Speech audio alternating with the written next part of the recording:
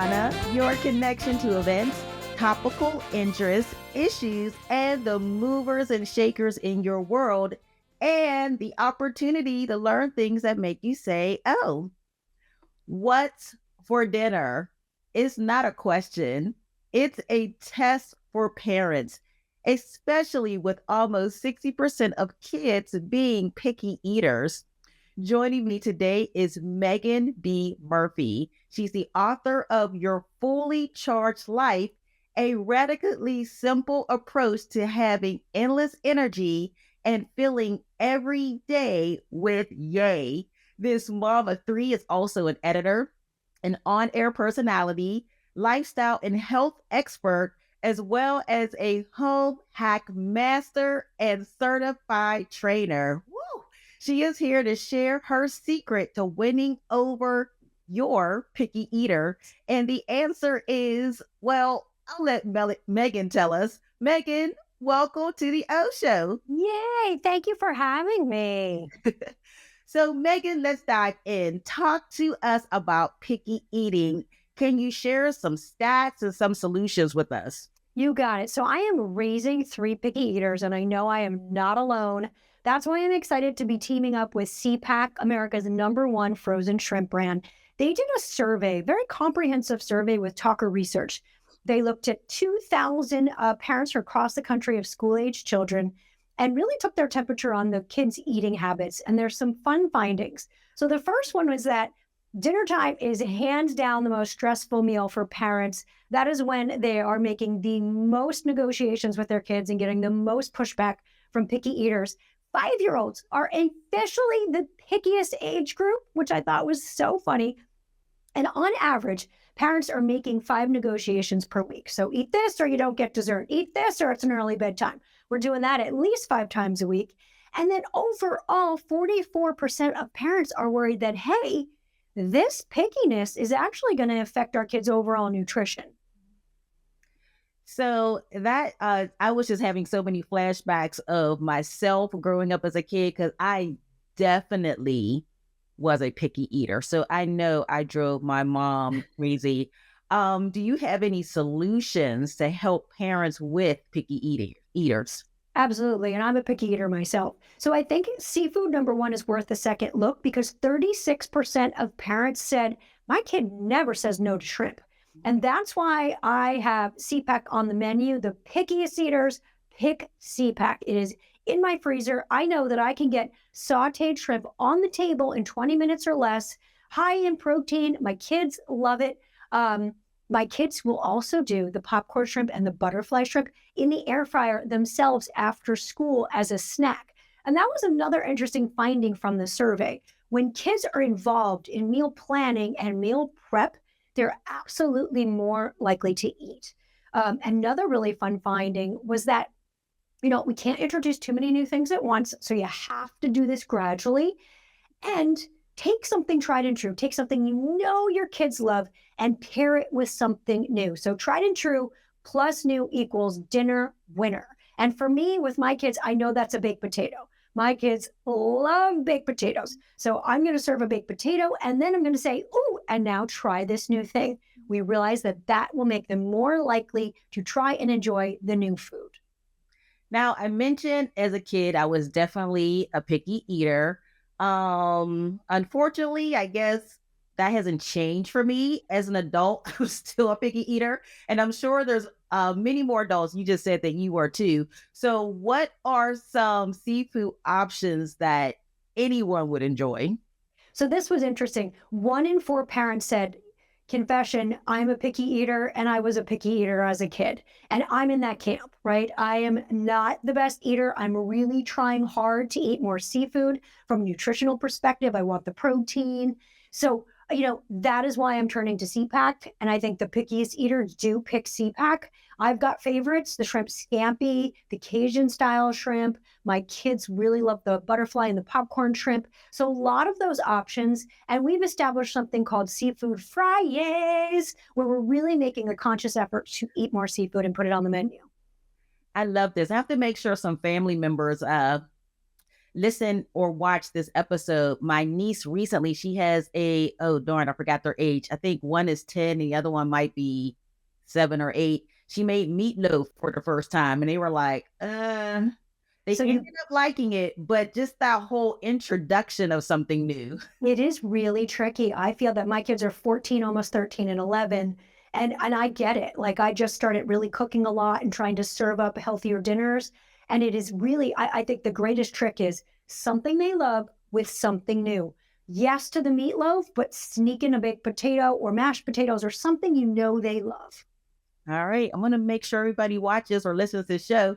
Meaghan B Murphy, Mama 3, author and lifestyle and expert. Wait, let me start all over, Meaghan. Meaghan B Murphy, Mama 3, author and lifestyle and health expert. Thank you so much for sharing with us. And where can people go for more information? So go to cpac.com and it's SEAPAK.com. That's where you can find a store locator to where your freezer at your local store is stocked with CPAC. And there's also a coupon download. I love saving money. I love a coupon. So you can get a coupon at cpac.com and follow me on social media at Meaghan, Meaghan B Murphy. I'm sharing my family's journey to eat more seafood with CPAC. I love it. Meaghan B Murphy, again, thank you so much for joining us today. And thank you all for tuning in to the Ohh Show with Orlana. Until next time, keep shining. Welcome to the Ohh Show with Orlana Darkins Drury, your connection to events, topical interests, issues, and the movers and shakers in our world, and the opportunity to learn things that make you say, oh. Online dating can spark romance, but it can also lead to a broken heart, especially when scammers are involved. Joining me today to share how you can spot the warning signs of those too good to be true love stories before they break your heart and your bank account is Denise Lenard, General Manager of Zelle. Denise, welcome to the Ohh Show with Orlana. Thank you so much for having me. So let's dive right in. What fraud and scam trends have you been seeing recently? So as we spend more and more time online, whether that be on social media sites or whether that's within dating apps, what we're finding is that scammers are following us there. So particularly with romance scams, somebody might be reaching out on a dating app. They might be reaching out over text or email, professing their undying love to you. They might even be sending fake identities or sending amazing pictures. And it all feels a little bit too good to be true. So if somebody's asking you to send them money before you've met in real life, it's not true love. It's actually a scam. So what can we look out for? Do you have any tips that you could share? Absolutely. So Zelle's advice to everyone is that if something feels too good to be true, it usually is. So if somebody's reaching out, professing their undying love, and you've never actually met in person, stop, take a breath, and ask yourself, is this a real person? Mm-hmm. And it definitely isn't if they're asking you for money before you've even met. Mm-hmm. The other thing that you can definitely do is that if something feels off to you or something feels a little funny, definitely reach out to your friends and family and tell them what's going on. Mm-hmm. Now, what is Zelle doing to prevent and stop scams? And is it working? Absolutely. So Zelle reached $1 trillion in payment volume last year. $1 trillion. So not only is that a lot of zeros, but it's also a huge testament to how vital we are to the 151 million American consumers and small businesses that we serve. And we take that responsibility very seriously. So we see millions of transactions per second in our network, and we have best-in-class technology in order to identify fraudsters and scammers. The other thing that we do is we spend a ton of time in terms of consumer education so that they make sure that they're sending money to people that they know and trust. So we want to make sure that people are using Zelle safely and securely. You mentioned earlier a lot of these scams are done anonymously where the person hasn't met the other person face to face. Is that normally how the scams are, that they are done without the person seeing them? We see that quite a bit. So what we see is that scammers are reaching out to folks on social media sites, they're reaching out to them in dating apps, even through spoofed phone calls or spoofed emails, and they try to form a bond with you. It's either through romance, or they potentially will tell you that they are selling the cutest puppy you've ever seen, but you shouldn't send money unless you've actually met that person or you've actually hugged that puppy. That's when you know that you can actually send money. So those of us who may not know what Zelle is, how do we find Zelle? And is Zelle connected to banks and credit unions? So Zelle is within the banking apps. So you can go into your banking app and you'll see Zelle there, and that's the way that you can send money to your friends and family. Zelle is located in 2,200 banks, and 95% of those banks are small community banks and credit unions. And we love the community banks and credit unions that are within our network, because we think it's such an opportunity to be able to serve more and more customers. I use Zelle, so I love Zelle because it truly is bank to bank. You don't have to worry about it being lost in the mix there. So I am a Zelle fan. Any closing remarks or tips that our listeners and viewers should know before you close out? Well, first of all, thank you so much for being a Zelle fan. And it really is that bank to bank connectivity that is easy to use and that millions of Americans are taking advantage of, which we love. The other thing that I would say, again, if something feels funny or if your gut is talking to you, take a beat and always feel free to not send that money. And where can people find more information about Zelle? You can check us out at zellepay.com. Awesome. Denise Lenard, General Manager of Zelle, thank you so much for this information and tips on how to avoid scammers, especially these romance scammers. And for everyone listening and watching, you are tuning into the Ohh Show with Orlana. Until next time, keep shining. Welcome to the Ohh Show with Orlana. Darkens Jewelry, your connection to events, topical interests, issues, and the movers and shakers in our world, and the opportunity to learn things that make you say, oh. If you're a business owner, optimizing your finances is key to success. And with new digital tools, managing money is getting easier than ever.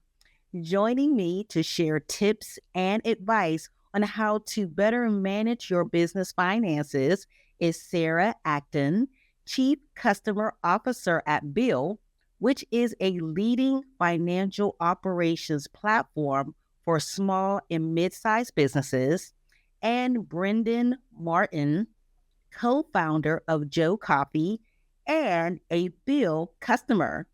Now, Sarah brings more than 30 years of experience in marketing, sales, and brand building work in both consumer and business markets.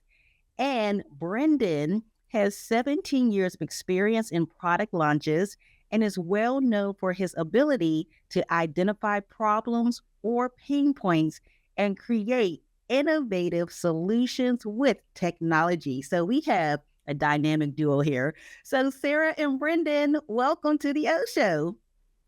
Oh, thank you so much for having us. Good to be here. So Sarah, we're going to start with you. What trends are you noticing right now with small businesses, and what challenges are they facing? Small businesses are really the lifeblood of our economy, of our communities. There are over 33 million small businesses in the U.S., but only 4% of them say that they have ditched their manual and inefficient paper processes. But there's good news.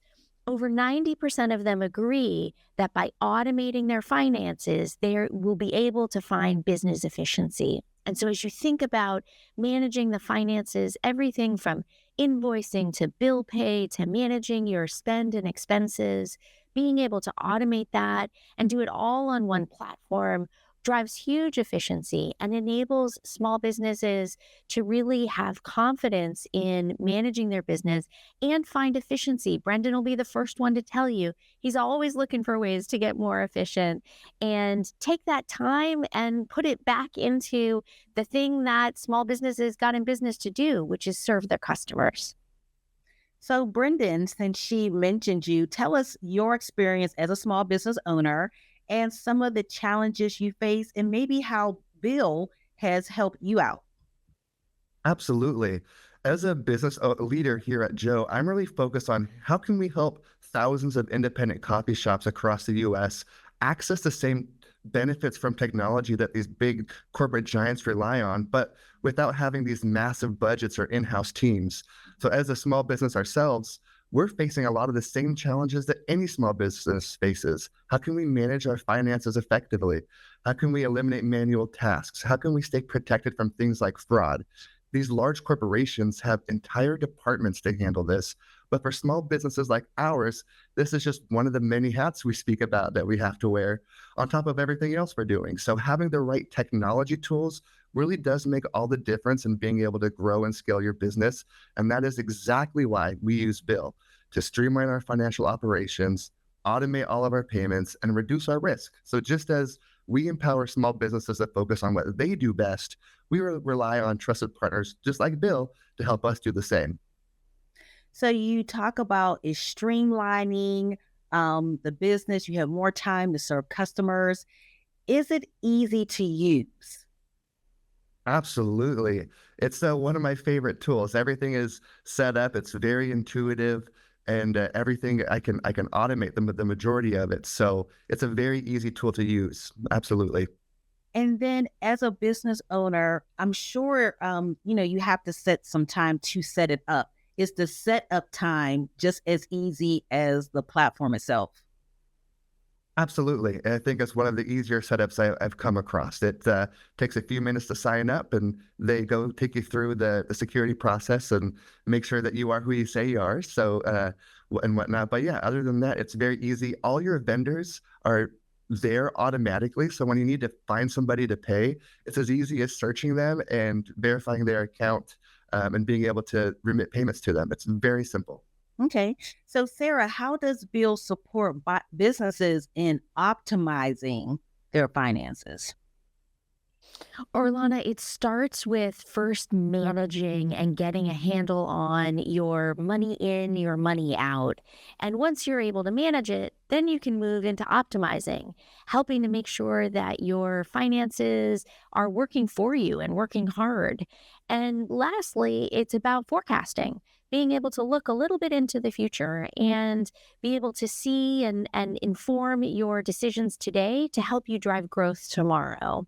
And for small and mid-sized businesses, we know increasingly, as Brendan mentioned, that there are concerns about fraud. And so on the platform, there's AI that is built in that helps detect suspicious patterns or unusual activity to alert you to fraud and prevent it before it happens, which is always the side you want to be on.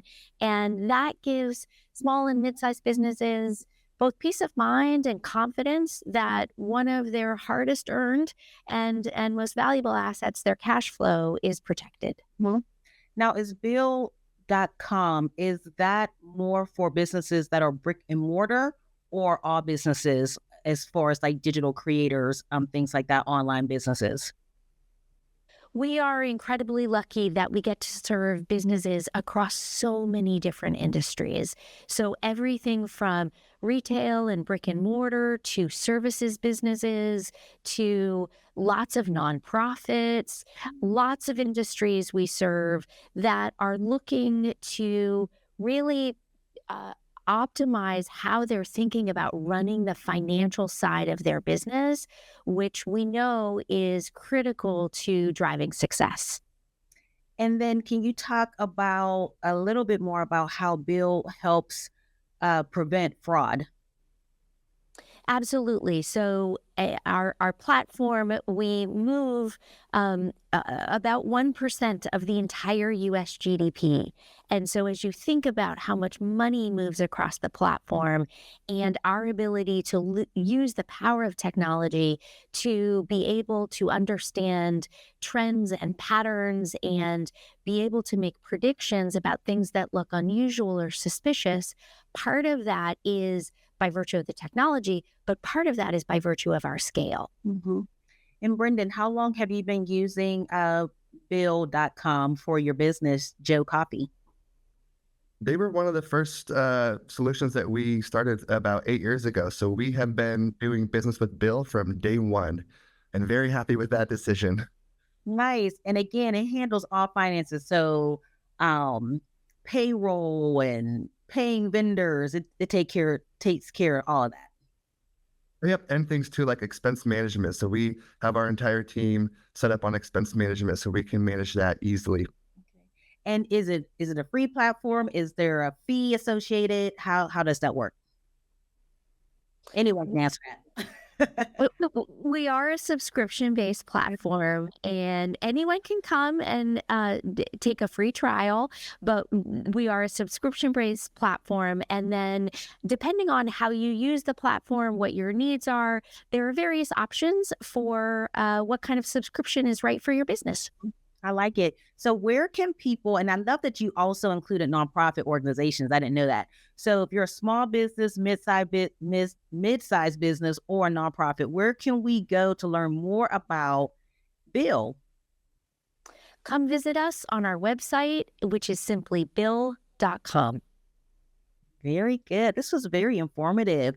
Sarah Acton, Chief Customer Officer at Bill, and Brendan Martin, co-founder of Joe Coffee and a Bill customer. Thank you both for being here with me today. Thank you so much, Orlana, for having us. Thank you. And you're listening to The Ohh Show with Orlana. Until next time, keep shining.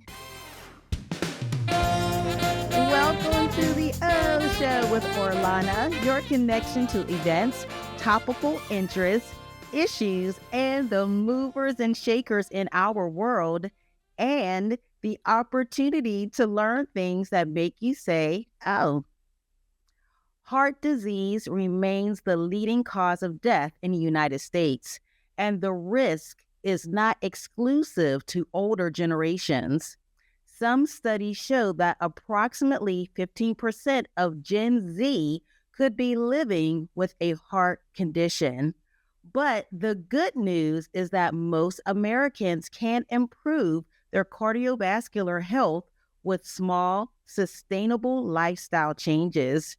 The U.S. Army has been long at the forefront of health and wellness, and Army Cardiologist Colonel James Watts is joining us to reveal go-to tips for better heart health and how we can apply them to our lives. Welcome to the Ohh Show, Colonel Watts. Thanks. Happy to be here. So first, tell us about your role as an Army cardiologist and how you're working to support the health of the force. Great question. I would say that I have two roles as a Army cardiologist at the current time. The first role, very straightforward. I think a lot of the listeners would be able to visualize this. One, I see patients in the clinic or in the hospital that have known or suspected heart disease. The folks that I generally see are soldiers or their family members or retirees. So that's one aspect of how I serve as a cardiologist. But the second aspect is I get the opportunity to advise our Army senior leadership on policies and programs that look at the Army as a population to try to decrease the risk of heart disease and to improve the physical fitness and well-being of our service members. Mm-hmm. So why is cardiovascular health so important? Well, think about the heart as the engine for your physical performance. And much like an engine, if it's not running well, then the car's not going to run well. And so for the soldier, if the heart is not as efficient and effective as it possibly can be, there can be limitations on performance. And so our soldiers are put in situations every day that really push the physical limits of their physical and mental performance. So optimizing their cardiovascular system is critical when it comes to readiness of the force.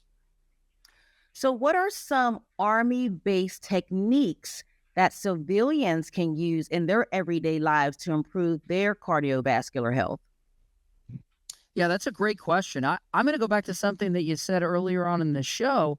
I believe that the most important thing that we can do to prevent heart disease is to focus on the basic blocking and tackling of one, good nutrition. So making sure that we are very mindful about what we eat and when we eat it. Two, ensuring that we get out there and move. Simple things such as walking 20 minutes every day has profound impacts on your cardiovascular system for the better. And then three, ensuring that we get good quality restorative sleep regularly is paramount. And so in the Army, we have codified all of those things into a program that we call Holistic Health and Fitness. And we coach, teach, mentor our soldiers to espouse and take up those lifestyle habits on the daily. And it's paying incredible dividends. Any final tips or suggestions you want to give before we wrap everything up? Yeah, I think that the last thing I'll leave folks with is one simple thing that we can do in a very concrete way as you're getting out there and getting outside and being physical is slowly walk and then build up the duration of walking, and then you can potentially add on some weight in a backpack or a rucksack that would slowly build up the cardiovascular system. And again, just simple walking or weighted walking has profound impacts for the better of the cardiovascular system. And just to make sure everyone understands, what do you mean by weighted walking? Yeah, so weighted walking would be if you take a 5 to 10 pound weight, put it in a backpack or in a rucksack, put it on your shoulders or a weighted vest, increasing that weight that your body has to carry, again, puts a little bit of extra stress on the system. And slowly but surely, you build up your endurance over time. What about ankle weights? Does that count? Yeah, I think any type of weights counts because it increases the resistance that you have to move through in order to fight the effects of gravity, really, right? And so any type of weighted activity is beneficial. And just really quickly, I love that you suggested to build slowly. Like it could be a 20-minute walk and you increase over time. I think a lot of times we start off, hot and fast and not really build up our strength for good health. Yes, absolutely. I would definitely say that slow and steady wins the race here. And my advice would be to don't change more than one thing on each session. So if you're gonna start with 20 minutes of slow walking and you do great at that, then on the next session, challenge yourself by either taking a longer slow walk or keep the time the same, 20 minutes, but maybe walk faster for longer distance, but don't do both at the same time, right? Take it slow and steady. And allow your body to adapt to the additional stress that you're about to put on it. Awesome tips. Where can we go for more information? I think the best place that anybody can go for more information on heart health or the Army or future opportunities in the Army would be goarmy.com. Fantastic website. And we look forward to seeing you there. Army Cardiologist Colonel James Watts. Thank you so much for sharing with us today. And you're listening to the Ohh Show with Orlana. Until next time, keep shining.